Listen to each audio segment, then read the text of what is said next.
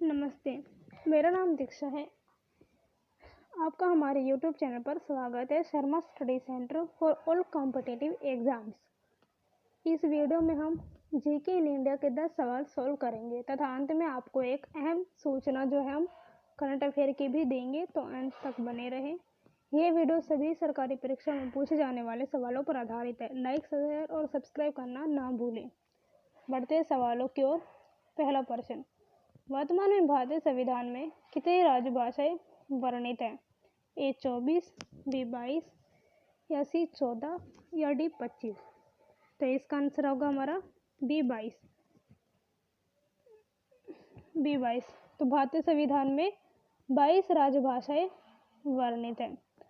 अगला सवाल, भारतीय संविधान में राजभाषाएं किस अनुसूची में वर्णित हैं? तो ए अनुसूची 5 या बी अनुसूची 6 या सी अनुसूची 7 या डी अनुसूची 8? तो इसका आंसर हमारा अनुसूची 8 है। ध्यान से देखिएगा, अनुसूची जो 8 है उसमें 22 भाषाएं हैं और पहले 14 भाषाएं वर्णित थी। 2003 में मैथिली, डोगरी, बोडो और संथाली को भी 8वीं अनुसूची में जोड़ा गया। दोबारा से सुनिए एक बार, 8वीं अनुसूची में 22 भाषाएं हैं, पहले 14 भाषाएं वर्णित थी। 2003 में मैथिली, डोगरी, बोडो और संथाली को भी 8वीं अनुसूची में जोड़ा गया। तो अगला सवाल की ओर बढ़ते हैं। निम्न में से कौन सा अनुच्छेद सुमेलित नहीं है, यानी कि सही नहीं है? ए अनुच्छेद 343 संघ की राजभाषा, अनुच्छेद 344 राजभाषा पर संसदीय समिति, या सही अनुच्छेद 345 राज्य की राजभाषा, या डी अनुच्छेद 351 उच्चतम न्यायालय और उच्च न्यायालय के लिए राजभाषा? तो हमें क्या बताना है कि कौन सा सही नहीं है? तो इसका आंसर होगा हमारा डी। यह हमारा क्यों नहीं सही है? क्योंकि जो 351 हमारा जो अनुच्छेद है उसका संबंध जो है वो हिंदी भाषा के विकास के लिए भी निर्देश है, ना कि उच्चतम न्यायालय और उच्च न्यायालय के लिए राजभाषा। तो इस बात का ध्यान रखिएगा। अगला सवाल, निम्न में से किसी यह अधिकार है कि वे हिंदी या किसी अन्य भाषा को उच्च न्यायालय की कार्यवाही का भाषा का दर्जा दे सके?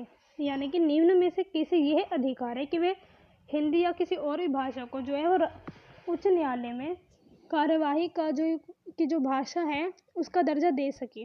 तो ए संसद का कोई भी सदन, या बी किसी राज्य का राज्यपाल, या सी राज्यपाल ऐसा कर सकता है लेकिन उसे राष्ट्रपति की पहले अनुमति लेनी होगी, या डी सुप्रीम कोर्ट का मुख्य न्यायाधीश?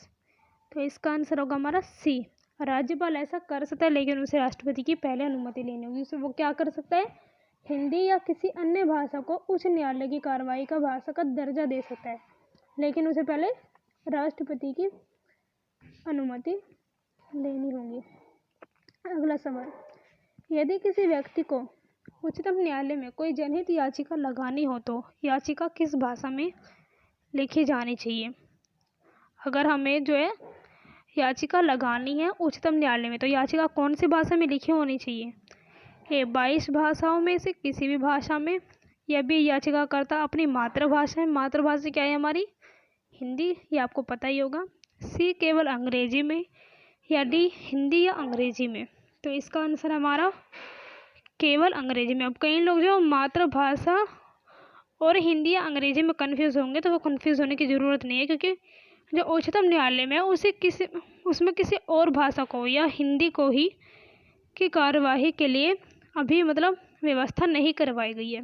तो अगला सवाल है हमारा, निम्न में से कौन सुमेलित है, यानी कि सही है? तो हमें एक तरफ राज्य दे रखे हैं और दूसरी तरफ राज्य भाषाएं दे रखी है। तो देखिए, ए आंध्र प्रदेश की तेलुगु, या बी केरल की तमिल, सी गोवा की अंग्रेजी, या डी जम्मू और कश्मीर की कश्मीरी? तो इसका आंसर होगा हमारा ए आंध्र प्रदेश की तेलुगु। ये जो है राज्य जो है हमारा आंध्र प्रदेश, उसकी राज्य भाषा कौन सी है? तेलुगु है, बाकी सारे गलत हैं। 8वां प्रश्न है, अरुणाचल प्रदेश में कौन सी मुख्य क्षेत्रीय भाषा है? अब जो हमें राष्ट्रीय भाषा नहीं बतानी, क्षेत्रीय भाषा बतानी, वो भी किसकी? अरुणाचल प्रदेश की। तो देखिए ऑप्शन ए असीमिया, बी बोडो, सी अंग्रेजी, डी डोगरी। दोबारा से सुनिए, ए असीमिया, बी बोडो, सी अंग्रेजी या डी डोगरी। तो इसका आंसर है हमारा डी डोगरी। अब देखिए मेघालय जो है अरुणाचल प्रदेश है और नागालैंड है, इन सभी राज्यों की क्षेत्रीय भाषा अंग्रेजी। दोबारा से सुनिए तीनों नाम, मेघालय, दूसरा अरुणाचल प्रदेश और तीसरा नागालैंड। कौन कौन से हैं? मेघालय, अरुणाचल प्रदेश और नागालैंड। इन सभी की राज्य भाषा अंग्रेजी है। ठीक है, तो ये सवाल जो है इम्पोर्टेंट है, आता ही है मोस्टली। ठीक है, सभी कॉम्पिटिटिव एग्जाम में। अगला सवाल है हमारा 9वें सवाल पर। अब हम डोगरी भाषा भारत के किस राज्य क्षेत्र में बोली जाती है? डोगरी जो है ये हमारी 22 भाषाओं में से एक भाषा है और ये कौन से राज्य में बोली जाती है? तो आपको बताना है जम्मू और कश्मीर प्रांत में, बी पुडुचेरी में, सी अंडमान और निकोबार द्वीप समूह या डी नागालैंड। तो जम्मू और कश्मीर प्रांत की में ये भाषा बोली जाती है और ये कौन सी भाषा बोली जाती है? डोगरी।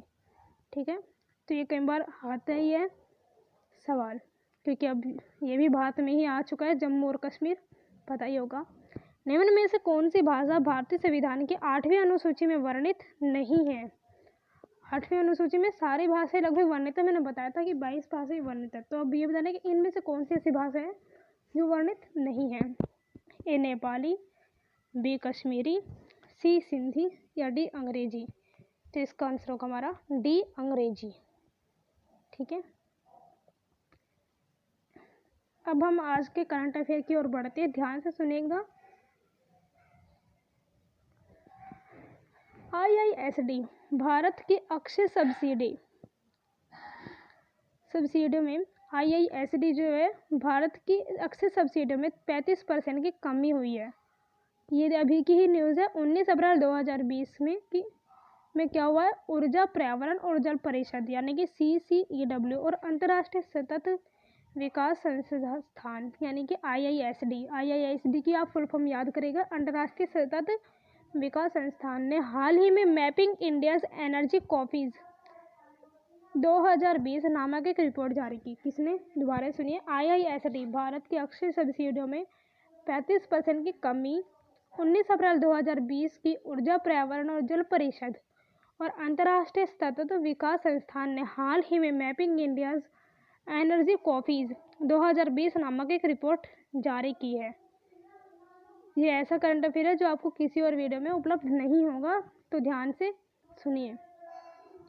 इसकी हाइलाइट्स क्या है? अब इस रिपोर्ट में ये कहा गया है कि 2017 की तुलना में 2019 में भारत की ऊर्जा सब्सिडी में 35% की गिरावट आई है। ठीक है, किस में गिरावट आई है? ऊर्जा सब्सिडी में। दूसरी ओर तेल और गैस सब्सिडी में 65% की वृद्धि हुई है। ये ध्यान रखिएगा। देखिए, ऊर्जा सब्सिडी में गिरावट आई है 35% की, गैस सब्सिडी में वृद्धि हो गई है 65% की, ज़्यादा डिफरेंस नहीं है 35 और 65 में।